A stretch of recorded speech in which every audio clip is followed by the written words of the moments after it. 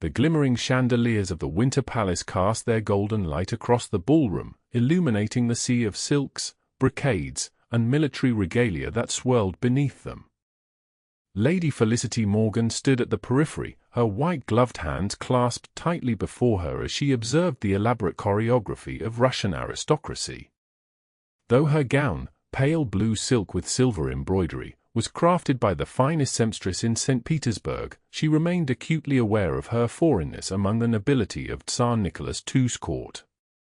"Breathe, my dear," whispered her aunt, the Countess Barrington, who had orchestrated her introduction to Russian society. "Remember that your father's diplomatic position grants you entry to this world, even if some might consider you an outsider." Felicity nodded, her honey-blonde hair arranged in an elaborate coiffure that had taken her lady's maid hours to perfect. "I understand my place, aunt," she replied softly. "The daughter of a British diplomat must observe more than participate. Father's negotiations are too delicate for me to cause any disruption." This was the belief that had guided Felicity through her 22 years of life, that duty transcended personal desire, that her role was to enhance her father's diplomatic mission through perfect decorum, and that her own happiness was secondary to the interests of the British Empire. Her father's rise from a modest background to his current position had been built upon sacrifice and impeccable service, and Felicity had internalized the lesson that personal feelings must always bow to duty. The announcement of another dignitary drew her attention to the grand entrance. His Excellency, the Marquess of Queensbury, Lord Lawrence Quinley, special envoy to His Imperial Majesty. The tall figure who entered commanded immediate attention.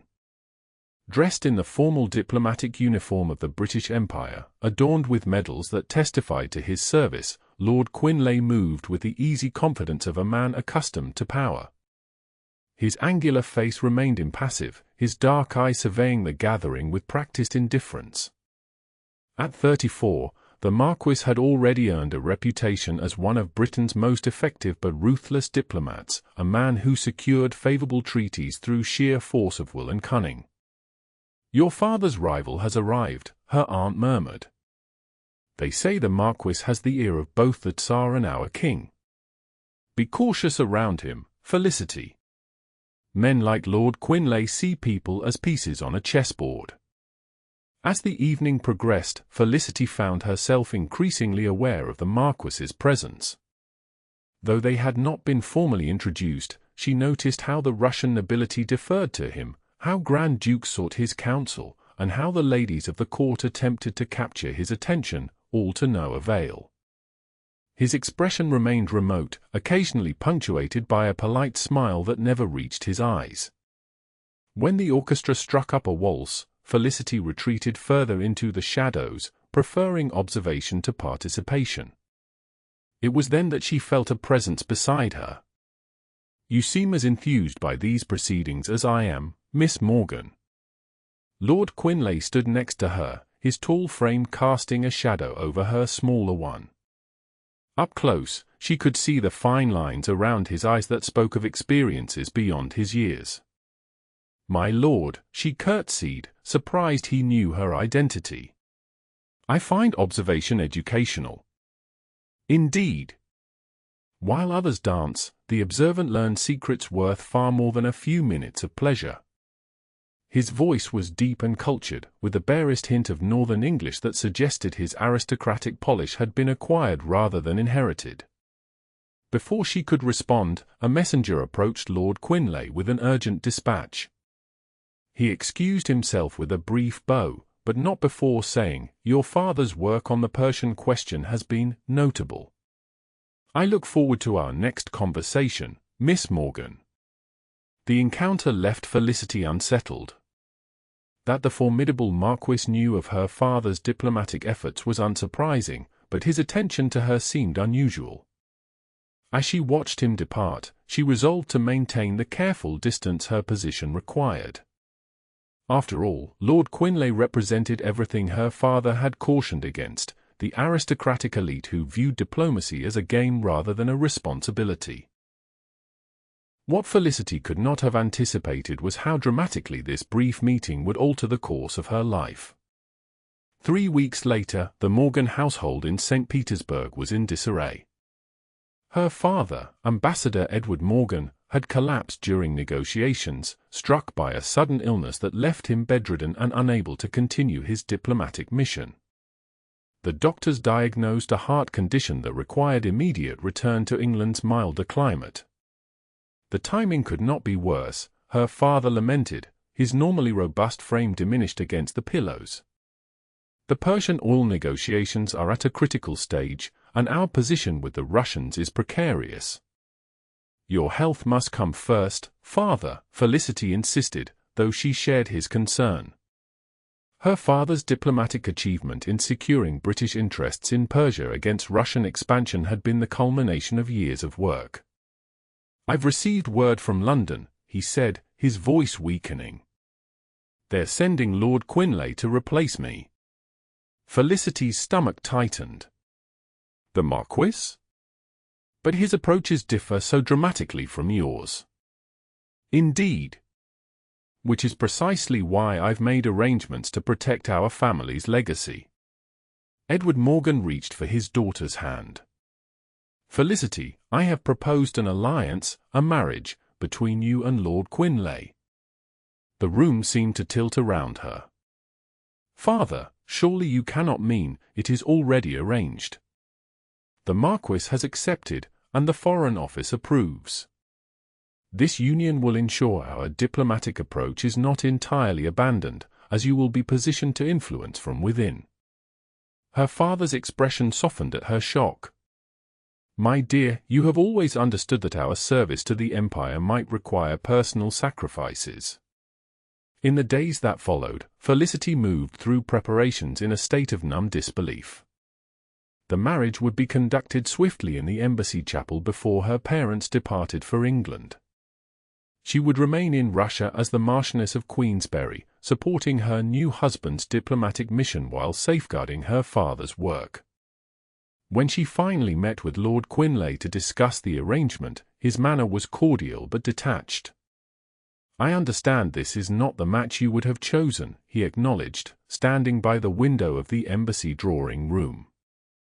"But marriages of convenience have built empires, Miss Morgan. Ours will serve both our nations and our careers." "And what of compatibility, my lord?" Felicity dared to ask. "Do we not owe ourselves some measure of happiness?" The Marquis regarded her with those penetrating dark eyes. "Happiness is a luxury in our positions, Miss Morgan. I offer you respect, protection, and partnership in matters of consequence. Many would consider that preferable to the unpredictable nature of a love match." His words confirmed what Felicity had always believed, that duty superseded personal desire. Yet something in his clinical assessment left her cold, as though the life ahead would be void of warmth. The wedding was a small but formal affair, attended by diplomatic corps and Russian nobility. Felicity wore ivory silk and family pearls, maintaining composure through vows that bound her to a stranger. Lord Quinley performed his part with precision, sliding a diamond ring onto her finger without a hint of emotion crossing his features. "You look every inch the Marchioness," he commented afterward, as they greeted guests at the reception. It was neither compliment nor criticism, merely observation. That evening, in the grand house that would now be her home, Felicity stood in her new bedchamber, a space separate from but connected to her husband's suite by a discreet door. The Marquis had made it clear their marriage would be one of partnership, not passion, at least until an heir became necessary. For now, they would maintain separate quarters, an arrangement that both relieved and oddly disappointed her. As the weeks passed, Felicity adjusted to her role as Marchioness. She hosted diplomatic dinners, attended cultural events, and observed the intricate dance of international politics from a privileged position. Lord Quinley proved to be an efficient but distant husband, often working late into the night in his study, emerging only to attend functions where his presence was required. She learned to read his moods from subtle cues, the tightening of his jaw when negotiations faltered, the slight relaxation of his shoulders when a diplomatic victory was secured. He was unfailingly polite, occasionally attentive, but never warm. The wall between them remained impenetrable. It was during a particularly harsh winter evening, when snow blanketed St. Petersburg in pristine white, that Felicity discovered the first letter. While searching for a particular book in her husband's study, he had given her permission to use his library freely. She accidentally dislodged a false panel in his desk, revealing a compartment containing a bundle of correspondence tied with silk ribbon. Curiosity overcame propriety. The letters, written in elegant feminine script, were addressed to my dearest L and signed simply Lee. They spoke of passionate encounters, shared dreams, and an enduring love that transcended separation. The most recent was dated merely 3 months before their wedding. Felicity's hands trembled as she returned the letters to their hiding place. Her husband, the cold, detached Marquess who claimed to have no use for sentiment, had been involved in what appeared to be a profound love affair. The discovery shattered the fragile equilibrium she had established in their arrangement. For days, she observed him with new eyes, searching for evidence of the man revealed in those letters, a man capable of passion and tenderness. Yet Lord Quinley remained as inscrutable as ever, working tirelessly on diplomatic correspondence, attending meetings with Russian ministers, and maintaining their public appearances with mechanical precision. The breaking point came during the Imperial Ballet. Seated in the diplomatic box, surrounded by the glittering elite of Russian society, Felicity finally confronted the truth that had been growing within her. She had developed feelings for the man she had married, the man who clearly loved another. "You seem distracted tonight," Lord Quinley commented during the intermission, his voice low as he handed her a glass of champagne. "I was thinking about the nature of performance, my lord," she replied carefully. "How we all wear masks appropriate to our roles." Something flickered in his eyes, surprise, perhaps recognition. "Some masks become so familiar we forget they're not our true faces." "And what is your true face, Lawrence?" she asked, using his given name for the first time. The moment hung between them, fragile as crystal. Then the lights dimmed, signaling the ballet's continuation, and the opportunity for honesty passed. That night, Felicity made a decision. If their marriage was to be merely a diplomatic alliance, she would adapt accordingly. She would cease looking for warmth where there was none, stop hoping for connection with a man whose heart belonged elsewhere. 2 evenings later, a heavy snowstorm confined the household indoors. Felicity was reading in the drawing-room when Lord Quinley entered, unusually casual in appearance, his formal attire abandoned for a simple shirt and waistcoat. "Would you join me for dinner in the small dining room?" he asked. "The full formal setting seems excessive when it's just the two of us." The intimate dinner that followed was their first real meal alone together. Surprised by the invitation, Felicity found her husband more relaxed than she had ever seen him, asking about her childhood in England and her impressions of Russia. "Your father spoke often of your intelligence," he said as they finished their meal. "He didn't exaggerate. Your observations about the Tsar's court have proven remarkably insightful." "You discuss me with my father?" she asked, taken aback. "We corresponded for months before his illness." "Your father is a man of principle, something increasingly rare in our profession." A shadow crossed his face. "He spoke of you with such pride that I felt I knew you before we met." The revelation that he had taken an interest in her before their arranged marriage shifted something in Felicity's understanding. "Yet you agreed to this marriage of convenience so readily." Lord Quinley studied her for a long moment. "There are many forms of convenience, Felicity.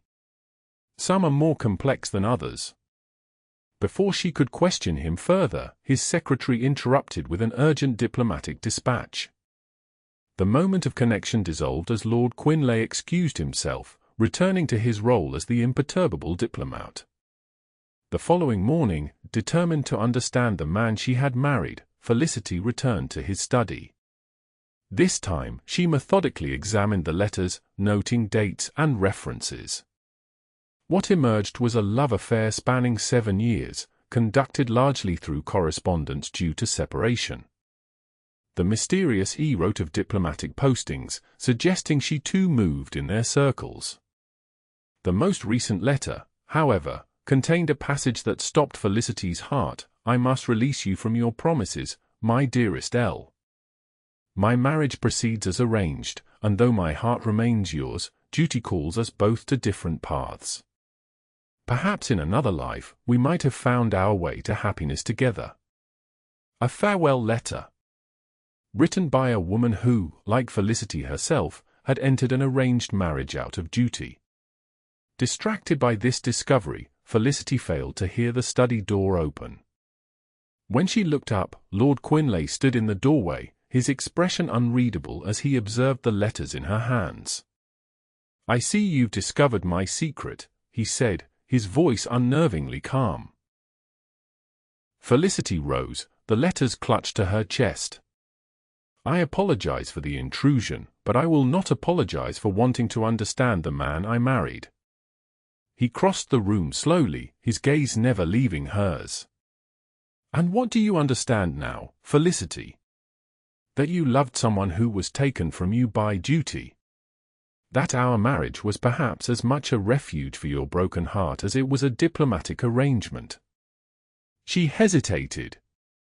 "That you are capable of feelings you've never shown to me." Something in his composed facade cracked. Elena Petrovna was the daughter of a Russian minister. We met in Constantinople 5 years ago, where her father was stationed. For years, we maintained a connection through letters and brief encounters at diplomatic functions. His voice grew distant. 3 months before our wedding, she wrote to inform me of her arranged marriage to a French diplomat. Her father had discovered our correspondence and ensured we would be separated. "So our marriage was merely convenient timing," Felicity said, unable to keep the hurt from her voice. "No." Lord Quinley's response was immediate. "Your father's proposal came at a time when I had lost hope for personal happiness. But I had observed you at court functions, noted your intelligence and grace under pressure. I recognized in you a partner worthy of respect, someone who understood the world we inhabit." "But not someone to love," Felicity said quietly. Lord Quinley, Lawrence, moved closer, taking the letters gently from her hands. "I believed love was a luxury I could not afford twice in one lifetime. Better to build a partnership on mutual respect and common purpose." The honesty between them created a new tension, an awareness of possibilities neither had acknowledged before. In the days that followed, small changes appeared in their interactions, longer conversations over breakfast, shared observations about diplomatic developments, occasional walks through the snow-covered gardens of their residence. Lawrence began including Felicity in discussions about his diplomatic strategies, valuing her perspectives on the Russian aristocracy and her insights into the shifting alliances at court. She discovered that beneath his composed exterior lay a man of principle not unlike her father, though his methods differed dramatically. A month after her discovery of the letters, they attended the Tsar's Winter Festival, a lavish celebration that brought together the elite of Russian society. Felicity, dressed in a gown of deep emerald velvet that complemented her fair coloring, found herself the object of admiration, including from the Grand Duke Mikhail, the Tsar's brother. "Your Marchioness outshines the imperial jewels," Lord Quinley, the Grand Duke commented, his attention lingering on Felicity longer than propriety allowed. "You are fortunate indeed." "Fortune had little to do with it, Your Highness," Lawrence replied, his hand coming to rest possessively at the small of Felicity's back. "Merit, rather." The gesture, their first public display of connection, sent warmth coursing through her. Later, as they danced together for the first time since their wedding, Lawrence held her closer than court protocol dictated. The Grand Duke was not subtle in his admiration, he murmured. Nor were you subtle in your response, Felicity replied, a smile playing at her lips. One might almost think you jealous, my lord. Would that surprise you? His dark eyes held hers as they moved through the steps of the dance. Everything about you continues to surprise me, Lawrence. Their careful rapprochement was interrupted by a diplomatic crisis. British and Russian interests in Persia collided when oil was discovered in a disputed territory. Lawrence was summoned to emergency negotiations, working through days and nights to prevent a rupture in relations. Felicity supported him as best she could, reviewing reports, providing context for the complex personalities involved, and maintaining their social obligations when he could not attend. One evening, she returned from a diplomatic reception to find him asleep at his desk, exhaustion finally overcoming his iron discipline. Gently, she touched his shoulder. Lawrence, you should rest properly. He stirred, disoriented momentarily before focusing on her face. Felicity. What time is it? Past midnight. The Countess Vorontsova sends her regrets that you couldn't attend. She hesitated. The negotiations, how do they progress? Not well. The Russians are intransigent, and London demands concessions I cannot secure without risking open conflict. For the first time, she saw genuine weariness in his expression. Your father would have found a more elegant solution. He understood the Russian temperament better than I. The admission of vulnerability touched her deeply. My father worked with these ministers for years. You've had months. She paused. Perhaps there's another approach. The Tsar values his relationship with our king, but is also concerned with maintaining his image of strength domestically. Lawrence straightened, his fatigue momentarily forgotten. Go on. What if you proposed joint development?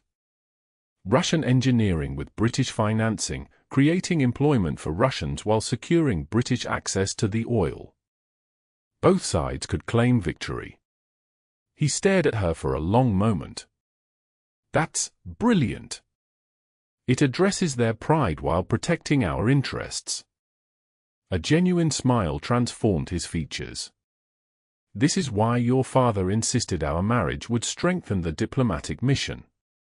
The following week, as the negotiations progressed along this new path, Lawrence and Felicity began working as true partners. Their evenings were spent discussing strategy, reviewing correspondence from London, and preparing for meetings. The invisible barrier between them thinned with each shared success. Then came the diplomatic ball at the Winter Palace, an event that would alter the course of their relationship irrevocably. Felicity had just finished dancing with the French ambassador when she overheard a conversation between two Russian ministers. Quinley's strategy is transparent, one said in Russian, unaware of Felicity's fluency in the language. While he negotiates in good faith publicly, his agents work to undermine the Tsar's position in Persia. The evidence is damning, agreed the second. The intercepted correspondence leaves no doubt. When presented to the Tsar tomorrow, Quinley will be expelled from Russia, disgraced. Heart racing, Felicity maintained her composure as she circulated through the ballroom, searching for Lawrence. She found him in conversation with the British military attaché. We must leave immediately, she whispered urgently when she could draw him aside. There's a plot against you, accusations of duplicity in the negotiations. Lawrence's expression remained impassive, though his eyes sharpened. Explain. After hearing her account, he guided her onto a balcony where they could speak privately. This is a fabrication. I've conducted no such underhanded operations. I believe you, Felicity said without hesitation. But the ministers spoke of intercepted correspondence as evidence. Forgeries, likely created by those who wish the negotiations to fail. His mind worked rapidly. We need to uncover who's behind this before morning. What followed was a night of calculated risk as Lawrence and Felicity implemented a desperate plan. While he arranged an urgent meeting with his most trusted contact in the Russian Foreign Ministry, Felicity returned to their residence to search for any clues about who might target her husband. In his study, examining recent diplomatic correspondence, she discovered a pattern. Several letters bearing the official seal of the British Foreign Office contained subtle inconsistencies in language, phrases Lawrence would never use. When compared with authentic communications, the differences became obvious. Someone had been creating false correspondence under her husband's name. When Lawrence returned near dawn, grim but determined, Felicity presented her findings. These are the forgeries they'll use against you. The question is, who has access to your official seals and papers? Lawrence examined the documents, his expression darkening. Only someone within our own embassy could manage this level of deception. He looked up, meeting her gaze. There's only one course of action. We must present this evidence to the Tsar himself, before his ministers can lay their false accusations. That's extraordinarily risky, Felicity cautioned. If we're wrong, then my diplomatic career ends regardless. His hand found hers. But if we're right, we expose a conspiracy that threatens both our nation's interests. Their gamble led them to the Alexander Palace at Tsarskoye Selo, where through Lawrence's personal connection to the Tsar's private secretary, they secured an unprecedented private audience with Nicholas II himself. Standing before the Emperor of all Russia, Felicity watched as Lawrence presented their evidence with the controlled passion she had come to admire, explaining the forgeries, identifying inconsistencies, and suggesting Russian hardliners who stood to benefit from diplomatic failure. Your Imperial Majesty, Lawrence concluded, I stake my reputation and that of Great Britain on the truth of what I presented. These negotiations can benefit both our great empires, but only if we act with transparency and good faith. The Tsar, initially skeptical, examined the documents carefully. This penmanship matches that of Count Narishin's secretary, he observed. A man with connections to certain industrial interests that would prefer British investment remain excluded from Persian oil fields. By midday, an investigation was underway. By evening, arrests had been made among both Russian officials and, most damning, a junior attaché within the British embassy itself, a man who had been secretly taking payments to undermine Lord Quinley's position. The diplomatic crisis averted, Lawrence and Felicity returned to their residence exhausted but triumphant. As servants prepared a late supper, Lawrence poured 2 glasses of brandy, handing one to Felicity. To partnership, he said, his eyes holding hers with new warmth. I would have been ruined without your intervention. To partnership, she echoed, then added softly, and to trust. Later, as they sat before the fire in the drawing room, Lawrence spoke of things he had never shared, his modest beginnings as the son of a country doctor who had inherited his title through a distant cousin's death, his struggle to be accepted in diplomatic circles dominated by men of ancient lineage, his determination to prove himself through service to empire rather than privilege of birth. Elena understood that drive, he said, referencing his former love for the first time since Felicity discovered the letters. She too had fought for recognition in a world that valued her only as a minister's daughter, a potential diplomatic match.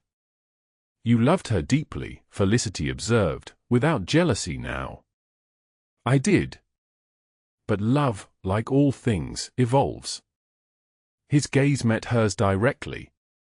I've come to realize that what Elena and I shared was passion born of shared ambition and stolen moments. What you and I are building is something different, a partnership forged through crisis, mutual respect, and growing affection. His words hung in the air between them, an acknowledgement of change neither had anticipated. That night, for the first time, the door between their chambers remained open. Spring came to St. Petersburg, melting the snow and ice that had defined their early marriage. With the diplomatic crisis resolved, Lawrence's position was strengthened, his approach to the Persian negotiations ultimately successful in securing a treaty advantageous to both empires. Their personal relationship blossomed alongside their diplomatic success.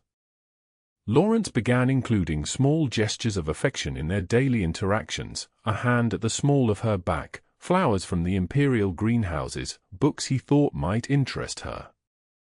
Felicity, in turn, allowed herself to hope for what once seemed impossible, a marriage of both duty and love. On the anniversary of their wedding, Lawrence presented her with a small package wrapped in silk. Inside lay a journal bound in leather.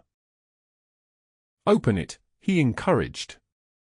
The pages contained his private thoughts, recorded over the months of their marriage, his initial respect for her composure, his growing admiration for her intelligence, his surprise at finding himself drawn to her quiet strength, and finally, his realization that what had begun as convenience had transformed into something profound. The final entry read, "I married Felicity Morgan believing love was a luxury I could not afford twice in one lifetime. I was wrong. What I feel for her now surpasses anything I've known before, not the desperate passion of forbidden connection, but the steady flame of partnership, respect, and deepening love. I only hope she might, in time, come to feel the same." Felicity looked up, tears blurring her vision. "Lawrence, before you respond," he interrupted gently, "there's something else you should see." He retrieved a letter from his pocket, the paper crisp and official. "Orders from London. I've been recalled for reassignment." Her heart sank. "You're leaving Russia?" "We are leaving Russia," he corrected. "I've been appointed ambassador to the Ottoman court in Constantinople. A significant promotion, largely due to our success here." "Constantinople," she repeated, trying to absorb the implications. "A new posting, a new beginning." "There's more." Lawrence took her hands in his. "I requested this assignment specifically. I wanted us to build our future somewhere untouched by past attachments or arranged beginnings. Constantinople will be ours alone, if you wish it." In that moment, Felicity recognized how completely her belief in duty over happiness had transformed. Through their months together, she had discovered that true duty wasn't the sacrifice of personal joy, but rather finding purpose and love in equal measure. "I wish it more than anything," she answered, her voice steady with certainty. Summer found them established in the British Embassy in Constantinople, their reputation as a formidable diplomatic team preceding them. The view from their residence overlooked the Bosphorus, where Europe met Asia in a convergence of cultures and empires. One evening, as they stood on their terrace watching ships navigate the strait, Lawrence wrapped his arms around her from behind, his chin resting atop her head. "A letter came from Elena today," he said quietly. "She's been posted to Paris with her husband." Felicity tensed slightly, then relaxed. "Will you see her?" "No." His answer held no hesitation. "The past remains important, it shaped us both, but my future, our future, is what matters now." She turned in his arms to face him. "Do you ever regret that duty brought us together rather than choice?" Lawrence considered this, his expression thoughtful. "Perhaps duty opened the door, but choice kept us walking through it, day after day." His hand caressed her cheek. "I choose you, Felicity Quinley. Not from duty, not from convenience, but because in you I found everything I never knew to look for."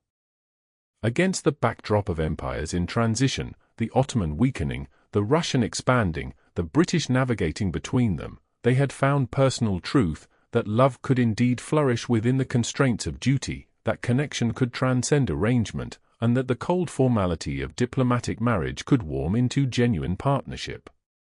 As the sun set over Constantinople, painting the minarets and domes in gold, Felicity leaned into her husband's embrace, no longer the dutiful diplomat's daughter who believed happiness must be sacrificed for service, but a woman who had discovered that the greatest service to empire and self came through authentic connection.